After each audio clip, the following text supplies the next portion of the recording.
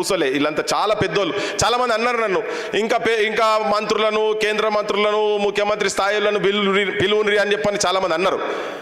కానీ నాకు బాగా ఆలోచించినాక అసలు తెలంగాణకు వాళ్ళు కాదు ఇటువంటి వాళ్ళ మాటలు కావాలనిపించింది నాకు.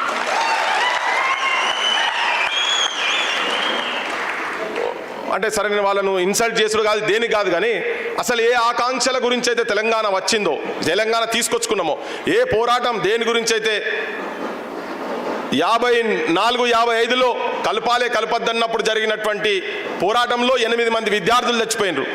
దాని తర్వాత 1968 ఉద్యమం, మాదన్న మాకి రాజన్న దేవుడా అంతకన్నా మేము అడిగేది లేదు రాని 48లో గొంతెత్తిండు. ఈ పోరాటాలు నడుస్తూనే ఉన్నాయి.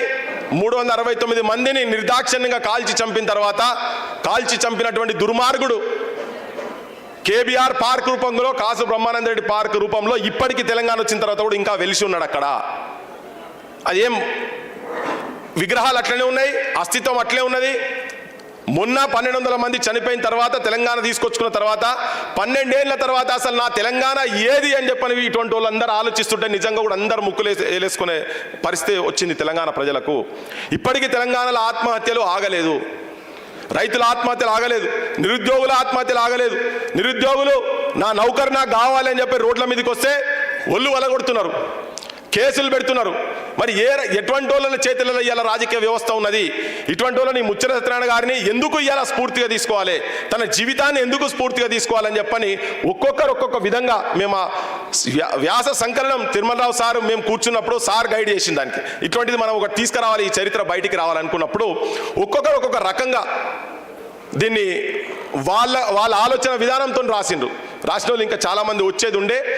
2 పుస్తకాలు ఇవాళ ఆవిష్కరణ చేయాలనుకున్నాం. ఒకటనే తన ఆత్మకథ, జీవిత కథ ఒక పుస్తకం ఒకటి, తర్వాత వ్యాస సంకలనం ఒకటి. చాలామంది ఏం చెప్పిందంటే ఇది ఇట్లా కాదు, ఒక డే లాంగ్ సెషన్ జరగాలి దీని మీద. తన చరిత్ర అంటేనే తెలంగాణ చరిత్ర అనేది మాకు అనిపిస్తున్నది కనుక రాసిన వాళ్ళు అట్నే రాసిండ్రు. కనుక దీనికి ఇంకా విస్తృతంగా దీని మీద చర్చ జరిగి అందరినీ చాలామందిని ఇక్కడ పిలిచి మాట్లాడిపియాలని చెప్పని అనుకున్నటువంటి సందర్భంలో ఆ పుస్తకాన్ని ఇంకొక 15-20 రోజుల్లో, నెల రోజుల లోపల ఇంకా కొంతమంది కూడా ఆర్టికల్స్ రాస్తాను అనుకున్న సందర్భంలో ఆ ఒక్కటి అలా జరుగుతలేదు. ఆత్మకథ కూడా దాంట్లో వెతుకుతుంటే ఎక్కడెక్కడియో చరిత్రలు ఇవన్నీ చాలా ఇంకా కూడా ఈ పుస్తకంలో ఇంకా రావాల్సినటువంటి అంశాలు కూడా చాలా ఉన్నాయి. ఇవాళ అందరికీ తెలంగాణ యువతరం తరఫున కావచ్చు, నిరుద్యోగుల తరఫున కావచ్చు, భవిష్యత్ తెలంగాణ నిర్మాణం చేయాలనుకునేటువంటి ఆలోచన ఉన్నటువంటి అన్ని సంఘాలకు కావచ్చు, అందరికీ ఈ సభ నుంచి ఇది ఆలస్యంగా స్టార్ట్ అయింది. నేను 2 గంటల గట్టి బస్సులో మొదలు పెట్టుకోవాలనుకుంటే ఇంతకుముందు గవర్నర్ మీటింగ్ ఉండి చాలామంది వచ్చి చాలామంది వెళ్ళిపోయారు. 4-5 గంటల వరకే ఉండిపోవాలనుకున్న తర్వాత ఇక మేము టీవీలలో చూస్తామన్నా అని చెప్పి దూరంకెళ్ళి వచ్చిన వాళ్ళందరూ చాలామంది వెళ్ళిపోయారు. వాలంటరీగా వచ్చిన వాళ్ళందరికీ ఇవాళ వీళ్ళ మాటలు అన్ని ఛానళ్ళలో దాదాపుగా మా రఘునడీడా సీన్ ఉన్నాడు, అన్ని ఛానళ్ళలో యూట్యూబర్స్ కావచ్చు, మెయిన్ ఛానళ్ళు కూడా ఉన్నారు. మెయిన్ ఛానల్ మొత్తం చూపిస్తారో నాకు తెలియదు, కానీ ఒక్కొక్క మాట ఈ తెలంగాణ గడ్డ గురించి, అస్తిత్వం గురించి వీళ్ళ గుండెలకెళ్ళి వచ్చేటువంటి మాటలు ఇవాళ వినబోతున్నారు. మీరు అందరు తెలంగాణ ప్రజానికానికి చెప్పబోతున్నా. నేను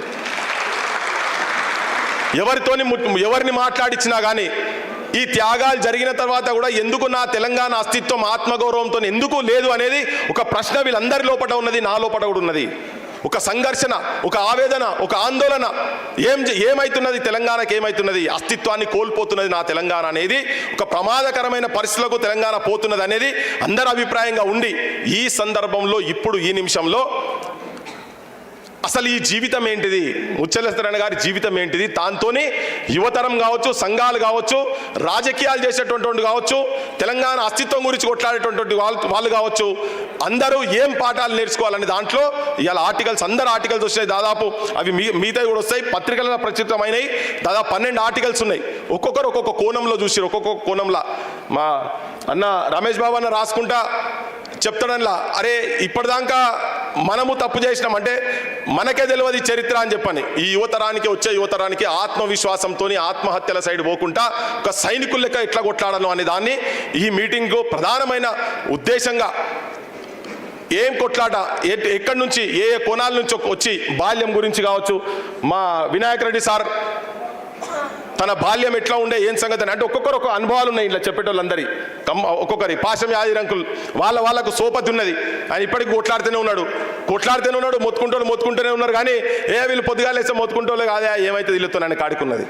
నాకు నిన్న సంగిశెట్టి అన్న ఆ జై తెలంగాణ పత్రికకు సంబంధించినటువంటి టైటిల్ ఒక్క పేపర్ కూడా లేదు. మేము అన్ని కట్టలు కట్టి ఒక పెద్ద మనిషి దగ్గర పెట్టినాం 20-25 ఏళ్ళ కింద. ఇవాళ అడుగుతూనే పేపర్ లేవంటున్నాడు. పెట్టుకొని ఎందుకంటే పుస్తకం బయటకు వస్తే అసలు చరిత్ర బయటకు వస్తుంది కదా. నా బుక్లో ఇప్పుడు లేదు, ఇప్పుడు వచ్చేటువంటి ఆత్మకథ లేదు, కానీ టైటిల్ ఇప్పుడు బయటకు వచ్చింది. సంగిశెట్టి అన్న ఈరోజు దాని మీద ఆర్టికల్ రాసిండు. అసలు జై తెలంగాణ పత్రిక ఏంది, దాని నేపథ్యం ఏంది. అమరన్న ఆర్టికల్ వచ్చిన తర్వాత దాంట్లో ఎట్లా రాజ్యం బ్రహ్మానందరెడ్డి వీళ్ళందరూ ఎట్లా దాన్ని అనగదొక్కాలనే ప్రయత్నం చేస్తున్నారు. అంటే వాస్తవిక చరిత్రను అప్పుడేమో భవిష్యత్ తెలంగాణ నిర్మాణం గురించి ముచ్చలత్రణ గారు అసంటోలు కావచ్చు, ప్రభాకర్ రావు గారు అసంటోలు కావచ్చు, దేవులపల్లి అమరన్న అసంటోలు కావచ్చు, వీళ్ళందరూ ఆ పత్రికలో పనిచేసిన వాళ్ళు ఎట్లా నిర్మాణం చేయాలనుకునేది అన్ని కూడా అప్పుడు తొక్కి పెట్టాలంటే తెలంగాణ వచ్చిన తర్వాత కూడా వీళ్ళు తొక్కి పెడుతున్నారు. ఎందుకంటే నిజమైన చరిత్ర బయటకు వస్తుందనే ప్రమాదం, చరిత్ర బయటకు వస్తే అసలు రంగులు ఎవరేందనేది బయటకు వస్తుందని. ఇవాళ ఈ తెలంగాణకు నిజమైన భూమిపుత్రులు ఆత్మాభిమానంతో తెలంగాణ బతకాలనుకుంటే మాత్రం ఒక సైన్యం లెక్క, సైనికులు లెక్క, ఐడియాలజికల్ మిలిటెంట్స్ తెలంగాణకు అవసరం ఉన్నదని చెప్పని నేను ఈ వేదిక మీదకి వెళ్ళి తెలంగాణ 50 మంది తెలంగాణ జనానికి నేను విజ్ఞప్తి చేస్తున్నా. నా దృష్టిలో ఇలా ఏ రాజకీయ పార్టీ కూడా, ఏ పార్టీలో ఇలా అధికారం ఉన్నోళ్ళు కావచ్చు, ఆపోజిషన్లో ఉన్నోళ్ళు కావచ్చు, ఎవరిని చూసినా నాకైతే చిత్తశుద్ధితోటి తెలంగాణ ఆత్మ ఆవిష్కరించేటువంటి నాయకత్వం ఏ రాజకీయ పార్టీలో నాకు ప్రస్తుతం ఉన్నటువంటి రాజకీయ పార్టీలు ఎవరి దగ్గర కనబడతలేదని చెప్పి నేను ప్రజలకు విజ్ఞప్తి చేయదలుచుకున్నా. పొద్దున్న లేస్తే మొత్తుకుంటూనే ఉన్నాం. అయితే నేను మధ్యలో మాట్లాడతా ఇది వేలాది మంది, లక్షలాది మంది ఒక చిన్న ఇన్విటేషన్ పెడితే లక్షలలో పోయింది అది. ఇలా నిన్న మొన్న మాట్లాడుకుంటా తిరుమలరావు సార్ చెప్పిండ్రు, నేను మనజక్క తిరుమలరావు సార్ కూర్చున్నప్పుడు చెప్పిండు, సత్యనారాయణ గారిది ఒక సినిమా తీయాలని, ఈ చరిత్ర సినిమా తీయాలి, బరాబర్ తీద్దాం సార్ అని చెప్పిన. శంకరన్నకు ఆల్రెడీ అనుభవం ఉంది. ఎందుకు తీయాలంటే దీన్ని కమర్షియల్ కాదు, అది అసలు ఆలోచన లేదు. ఒక పత్రిక రాజ్యానికి వ్యతిరేకంగా ఒక వాయిస్ రావాలని చెప్పని కొట్లాడినప్పుడు వారానికి, ఆ కాలంలో 1970 కాలంలో వారానికి ఒక సంచికి వస్తే దాని గురించి పైసలకు నానా తంటలు పడ్డాడు. ఆ పైసలు కనుక దగ్గర పెట్టుకునేది ఉంటే ఇవాళ ఒక సగం హైదరాబాద్ కొనుక్కుని కావచ్చు అని తన. కానీ అంతా అంటే ఎన్నో సాక్రిఫైస్ ఇవాళ తెలంగాణలో నక్సల్ ఉద్యమాలలో కావచ్చు, తుపాకులు పట్టుకొని, బాంబులు పట్టుకొని ప్రజా సమస్యల గురించి ప్రజల పక్షాన అడవిలో తిరిగినటువంటి త్యాగాలు కావచ్చు, ఇలా డైరెక్ట్ తెలంగాణ ఉద్యమంలో కావచ్చు చాలామంది దెబ్బలు తిన్నోళ్ళు, జైళ్ళ పాలైనోళ్ళు, నెలలు సంవత్సరాలు వాళ్ళ జీవితాలు తెలంగాణ గురించి అర్పించినా కానీ మళ్ళీ లాస్ట్కి వచ్చే వరకు పెద్ద క్వశ్చన్ మార్కు. ఇక్కడ మొత్తం ఆంధ్ర ఆధిపత్యాలకు సంబంధించినటువంటి ఆంధ్ర పెట్టుబడిదారు వర్గీయ వ్యవస్థ అన్ని రాజకీయ పార్టీలలో ఉంటుంది. కాబట్టినే ఇవాళ ఈ మీటింగ్ తెలంగాణ ప్రజలకు ఒక దిక్సూచి లెక్క ఉండాల్సిన అవసరం ఉన్నది కనుక చెప్పదలుచుకున్నాం. 54లో రాసిండు, తెలంగాణ సోదరా తేల్చుకో నీ బ్రతుకు మోసపోతివ నీవు గోసపడతావు అని. పోయిన ముఖ్యమంత్రి చంద్రశేఖర్ రావు చెన్నారెడ్డి వచ్చి ఉద్యమంలో ఒక యాంకర్ అడుగుతుంటే చెన్నారెడ్డి పెద్ద నాయకత్వం వహించింది కదంటే, కాదు అంతకు ముందే తెలంగాణ చాలా భీకరంగా కొట్లాడింది, భావజల వ్యాప్తి కిందాక పోయింది, తనను ఉద్యమానికి ఆహ్వానం పలికిండ్రు అని అన్నాడు అని చెప్పిండు. రావోయి మర్రి చెన్నారెడ్డి ఇకనైనా రావేమి వెర్రి చెన్నారెడ్డి, రావోయి రామచంద్రారెడ్డి ఇకనైనా రావేమి మూగచంద్రారెడ్డి అని పదం చెప్పిండు. ఆ పాట చెప్పిండు. నాకు నిన్న రాత్రి దొరికింది అది. మా వాళ్ళంతా వెంకటంతా చూస్తుంటే దొరికింది అది పెడితే లక్షల మందికి పోయింది. కానీ చెప్పే క్రమంలో ఒక్కసారైనా కనీసం ఇది ముచ్చలెత్తన గారు రాసిందని మాత్రం చెప్పలే. ఆ దుర్మార్గు నోట్లకెళ్ళి ఆ పదం రాలే.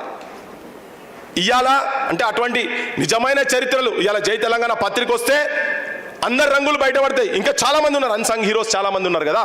ఈ స్థాయిలో ఉన్నా ఉండకపోయినా వాళ్ళ స్థాయిలో వాళ్ళు చేసినటువంటి వాళ్ళు చాలా మంది ఉన్నారు. రాజమండ్రి జైలు పోయినటువంటి వాళ్ళు ఉన్నారు చాలా మంది. మా గోపాల్ కిషన్ సారాస్ వాళ్ళు, పత్రికా రంగంలో ఉన్నటువంటి వాళ్ళు కావచ్చు, ఆనందరావు తోట ఇటువంటి వాళ్ళు కావచ్చు, రఘువీర్ రావు గారు అసంటోళ్ళు కావచ్చు, చాలా మంది చరిత్రలు ఉన్నాయి.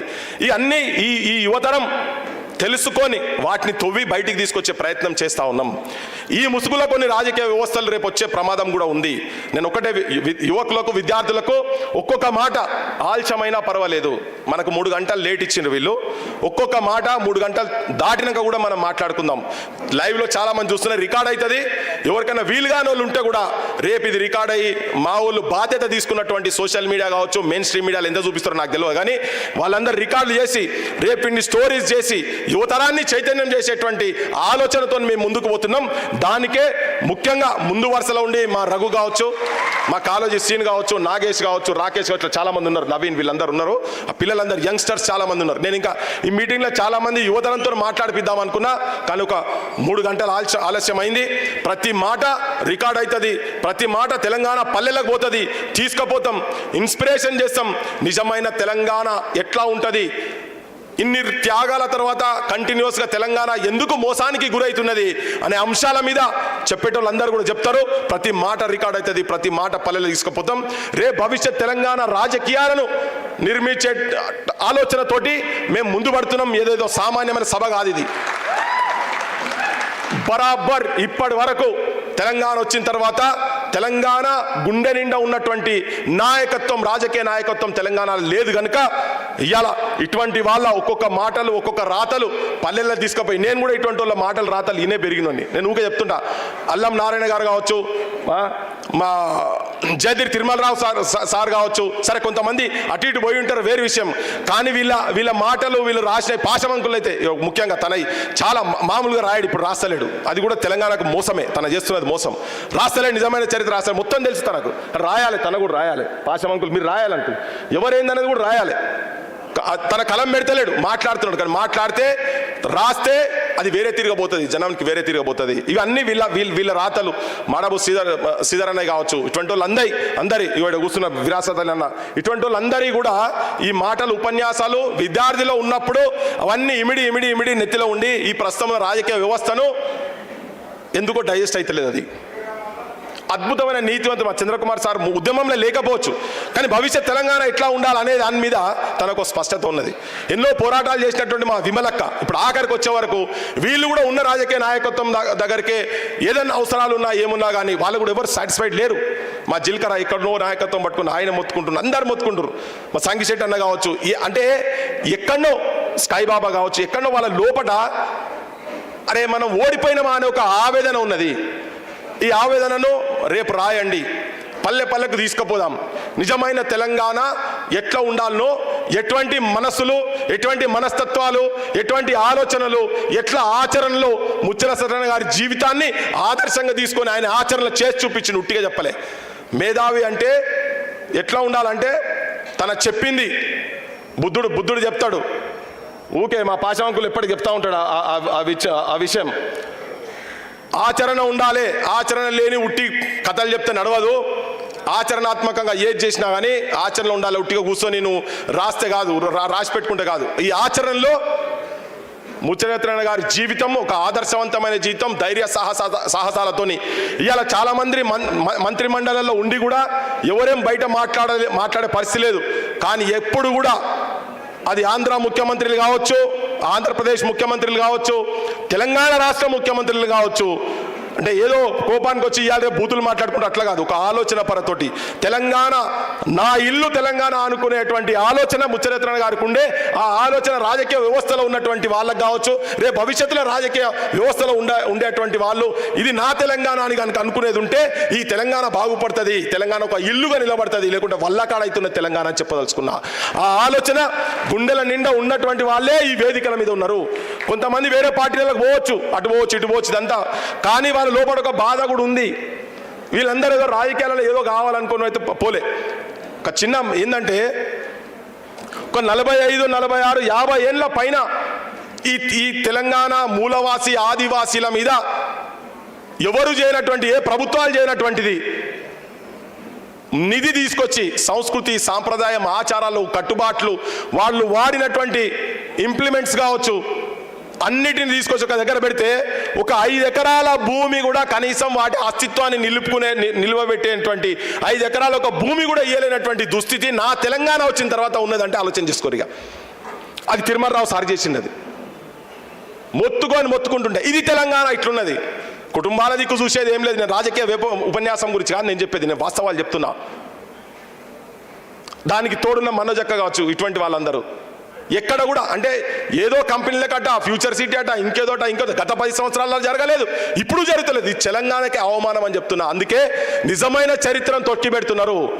అది కనుక మ్యూజియం ఉండేది ఉంటే దాని వెనుక చరిత్ర మొత్తం ఎవరెవరు ఫెయిల్యూర్స్ ఉన్నాయి, ఎక్కడున్నాయి దానికి ఉంటుంది. ఇటువంటి వాళ్ళ చరిత్రలు కూడా రేపు భవిష్యత్ తెలంగాణ యువతరం జాగ్రత్త, తస్మాత్ జాగ్రత్త.